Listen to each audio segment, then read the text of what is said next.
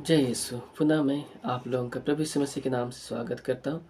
आज का पाठ हम लोग सुनेंगे संत यूहन्ना अध्याय 18 पद संख्या 28 से 40 तक। पिलातुस के सामने। तब वे ईसा को कैफस के यहाँ से राज्यपाल के भवन ले गए। अब भोर हो गया था। वे भवन के अंदर इसलिए नहीं गए कि अशुद्ध ना हो जाए, बल्कि पास्का का मेमना खा सकें। पिलातुस बाहर आकर उनसे मिला और बोला, आप लोग इस मनुष्य पर कौन सा अभियोग लगाते हैं? उन्होंने उत्तर दिया, यदि यह कुकर्मी नहीं होता तो हमने इसे आपके हवाले नहीं किया होता। पिलातुस ने उनसे कहा, आप लोग इसे ले जाइए और अपनी संहिता के अनुसार इसका न्याय कीजिए। यहूदियों ने उत्तर दिया, हमें किसी को प्राणदंड देने का अधिकार नहीं है। यह इसलिए हुआ कि ईसा का वह कथन पूरा हो जाए जिसके द्वारा उन्होंने संकेत किया था कि उनकी मृत्यु किस प्रकार की होगी। तब पिलातुस ने फिर भवन में जाकर ईसा को बुला भेजा और उनसे कहा, क्या तुम यहूदियों के राजा हो? ईसा ने उत्तर दिया, क्या आप यह अपनी ओर से कहते हैं या दूसरों ने आपसे मेरे विषय में यह कहा है?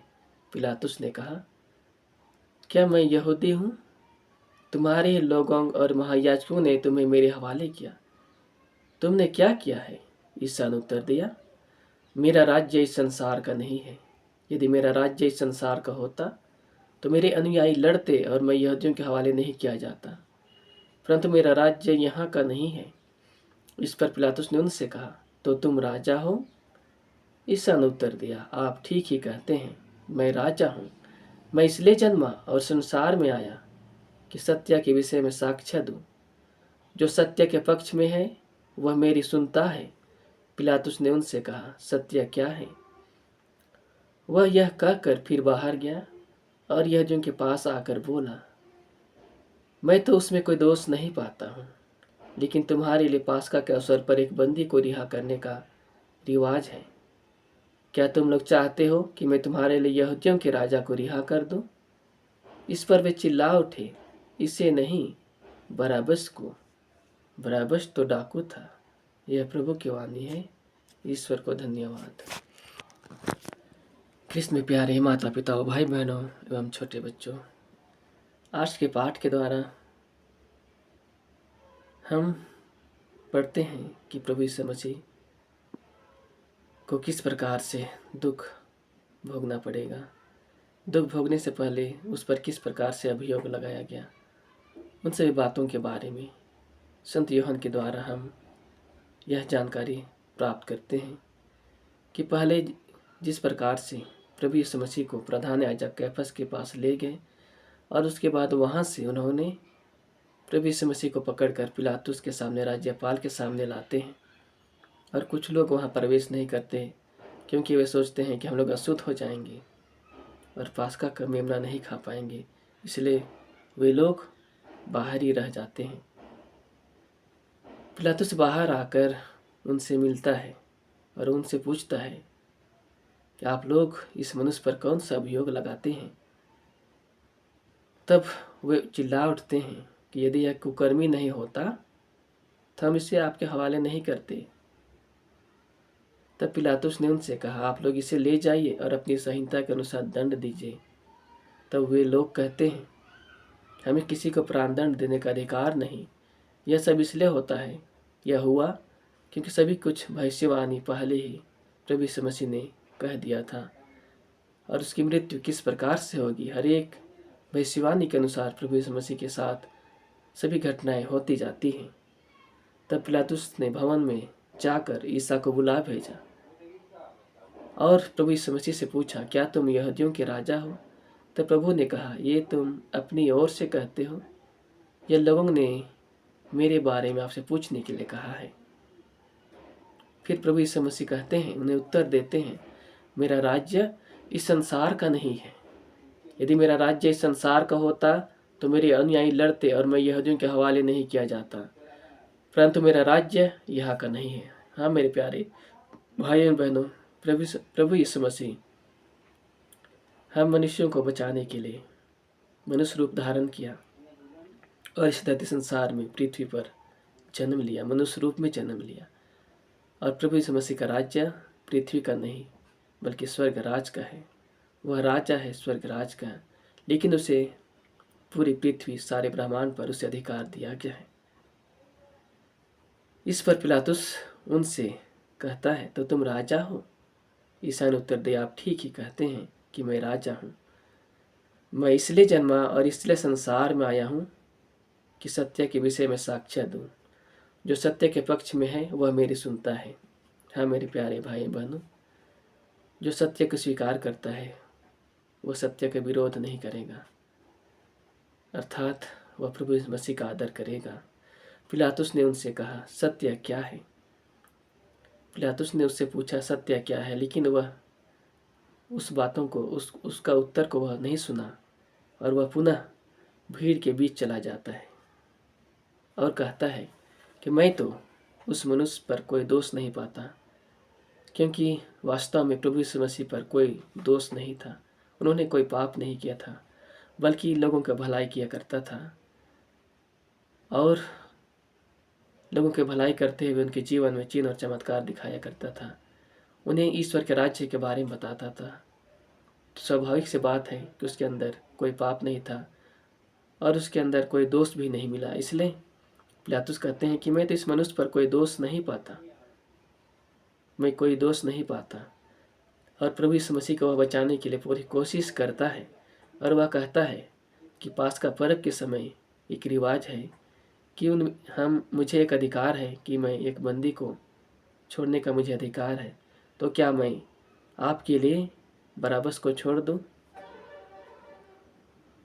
तो वह भीड़ उठती है, नहीं, बराबस को नहीं, ईसा को क्रूस दीजिए, ईसा को क्रूस दीजिए। और बराबस तो एक भयानक डाकू था जो विभिन्न जुर्मों में, विभिन्न लोगों की हत्याओं के जुर्म में वह कैद में सजा काट रहा था। तो प्यारे भाइयों बहनों कि किस प्रकार प्रभु यीशु मसीह को लोग दोषी लगाते हैं, दोष देते हैं।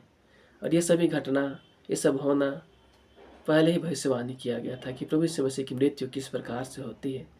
अर्थात आदम और हव्वा ने जो घोर पाप किया था, ईश्वर के आज्ञा का उल्लंघन किया था, उसी समय मनुष्य के पापों के लिए एक योग्य बलिदान, एक पवित्र निष्कलंक बलिदान चढ़ाने की आवश्यकता था।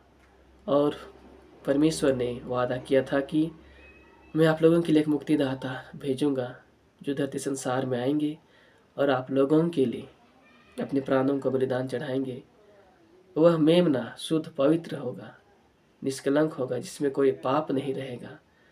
वह किसी मनुष्य के अंदर नहीं था, संभव है, लेकिन वह ईश्वर के पुत्र में ही संभव था जो निष्पाप था, आदि पाप से वंचित था, पवित्र था। इसलिए सभी घटनाएं के बारे में परमेश्वर ने लोगों के द्वारा, नबियों के द्वारा भविष्यवाणी की थी और उसी के अनुसार ये सभी घटनाएं घटती हैं। और किस प्रकार लोग प्रभु यीशु मसीह पर अभियोग लगाते हैं और उसे पिलातुस के सामने सौंप देते हैं। और पिलातुस उन्हें पूरी कोशिश करता है कि प्रभु यीशु मसीह को बचा ले, लेकिन भीड़ अत्यधिक होने के कारण वह भीड़ के सामने घुटना टेक जाता है और वह बराबस को छोड़कर प्रभु यीशु मसीह को कोड़े लगाकर, कांटे का मुकुट लगाकर उसे भीड़ के हवाले कर देता है। और भीड़ उसे कलवारी पहाड़ तक ले जाकर प्रभु यीशु मसीह को उस क्रूस काट पर उसे ठोक देते हैं। और प्रभु यीशु मसीह हम सभी के लिए, हम सभी के पापों की मुक्ति के लिए अपने प्राणों का बलिदान चढ़ाते हैं, हमारी मुक्ति के लिए अपना महान बलिदान चढ़ाते हैं। और उस मुक्ति के बलिदान के द्वारा हमें पाप मुक्ति मिलता है और अनंत राज्य का हमें मार्ग मिलता है, क्योंकि प्रभु यीशु मसीह ने कहा है, मार्ग, सत्य और जीवन मैं हूँ, बिना कोई मेरे द्वारा पिता के पास नहीं पहुँच सकता। अर्थात जो प्रभु यीशु मसीह पर विश्वास करता है वही स्वर्ग राज जा सकता है, क्योंकि वही मार्ग, सत्य और जीवन है। क्योंकि एक जगह लोगों के चेले कहते हैं कि प्रभु हमें पिता को दर्शन कराइए, तो प्रभु यीशु मसीह कहते हैं, ये तुम लोग क्या कहते हो कि मैं पिता को दर्शन कराऊं? क्योंकि जिसने मुझे भेजा है, मैं जो कुछ भी करता हूँ मैं पिता की आज्ञा के अनुसार करता हूँ, और जिसने मुझे देखा है वह पिता को भी देखा है। क्योंकि मैं जो कुछ भी काम करता हूँ, पिता ने मुझे जो कुछ कहा है मैं वही करता हूँ।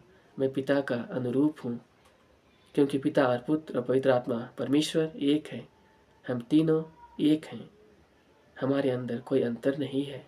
अर्थात तुमने मुझे देखा तो तुमने पिता को देखा। तुम मुझ पर विश्वास करते हो तो तुम पिता पर भी विश्वास करते हो।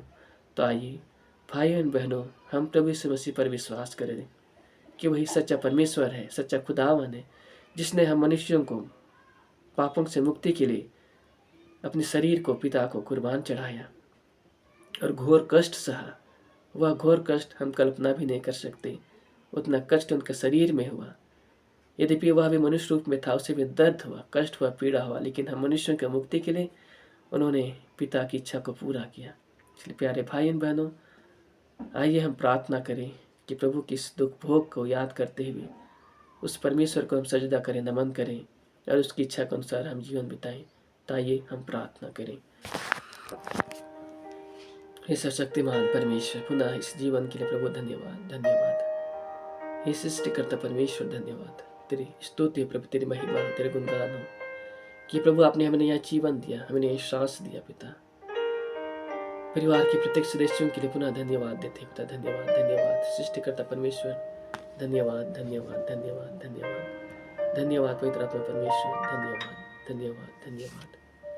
प्रभु तेरी स्तुति, प्रभु तेरी महिमा हो खुदावन। इस वक्त पिता, जितने भी भाई बहन प्रभु आपके वचन को सुन रहे खुदावन, विशेष आशीष से कृपा दे प्रभु।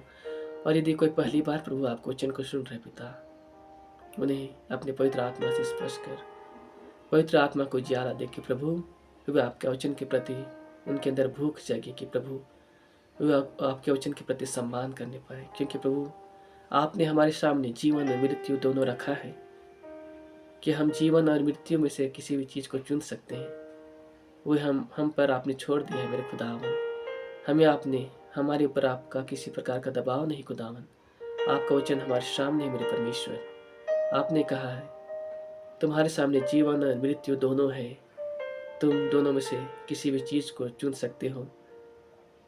लेकिन प्रभु आप कहते हैं कि मैं आशा करता हूँ कि तुम जीवन ही को चुनो। हाँ मेरे परमेश्वर, मार्ग, सत्य और जीवन प्रभु आप हैं। हे मेरे खुदावन, प्रभु आपने कहा है तुम चख कर देखो कि परमेश्वर कितना भला है। हाँ मेरे खुदावन, आप कहते हैं कि किस प्रकार हम किसी चीज़ को खाते हैं, चखते हैं और कहते हैं कि यह स्वादिष्ट है। प्रभु आपने कहा है चख कर देखो कि मैं कितना भला हूँ। हाँ मेरे परमेश्वर, आप आह्वान करते हैं किसी मनुष्य के लिए, आप किसी को दबाव नहीं देते, लेकिन आप कहते हैं मुझे चखो, परखो, फिर विश्वास करो कि मैं कितना भला हूँ। हाँ मेरे परमेश्वर, तू भला है।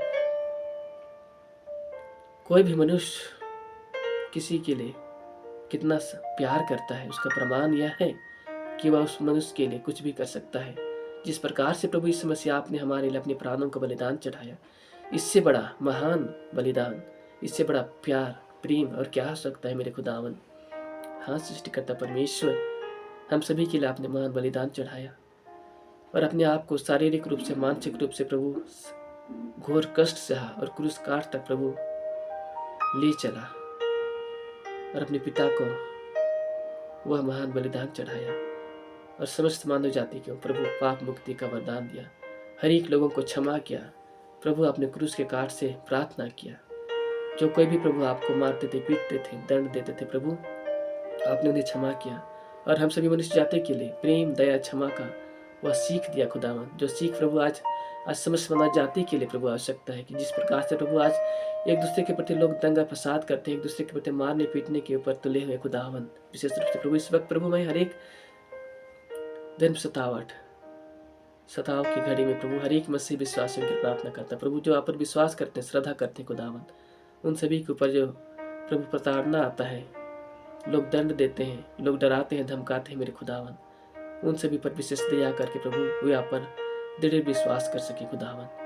और जो कोई भी प्रभु आपका वचन का विरोध करते हैं, आपका विरोध करते हैं पिता, उनके मन और आत्मा की स्पर्श कर। जिस तरह से प्रभु आपने साउल के मन को परिवर्तन किया, साउल के मन को परिवर्तन किया मेरे परमेश्वर। उसी प्रकार जितने लोग प्रभु आपके वचन के विरोध करते हैं, उनका भी मन परिवर्तन होने पाए। मैं विश्वास करता प्रभु, आपका वचन कार्य कर रहा है, आपका वचन कार्य करे। प्रार्थना में प्रभु यीशु मसीह आपके पवित्र नाम से मैं चढ़ाता हूँ, आमीन। प्रभु यीशु मसीह आप लोगों का अगुवाई करें और अपने वचनों के अनुसार जीवन जीने के लिए शक्ति सामर्थ प्रदान करें। इन वचनों को, इन प्रार्थना को सुनने के लिए बहुत बहुत धन्यवाद प्रभु यीशु मसीह। पुनः आप लोगों को आशीर्वाद दें। जय यीशु। पिता और पुत्र पवित्र आत्मा के नाम पर, आमीन।